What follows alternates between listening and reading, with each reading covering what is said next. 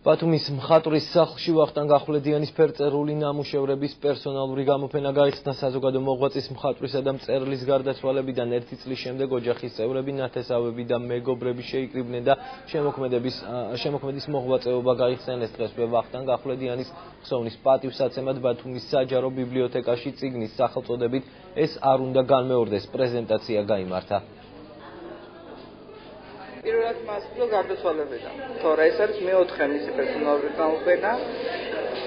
საიუბილეო გამოფენის საკითხებზე. სამწუხაროდ დღეს გარდაცვალებიდან ერთი წლის იუბილეს აღნიშნავ. მე მჯერავს და ვიცი, სანამ პოეზია, ქართული პოეზია იარსებებს, ბატონი ვახტანგი ციგნებს, სანამ მხატვრობა იარსებებს და ეს მუდმივია, ეს უკვდავია.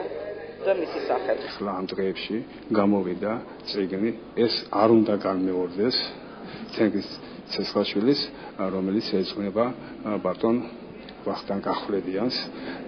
ის მინდა აღვნიშნო, რომ 26 მაისს გარდაცვალებიდან ერთი წელი სრულდება ნამდვილად ქართველი მამულიშვილის ღირსეული მოქალაქის, რომელმაც საქართველოში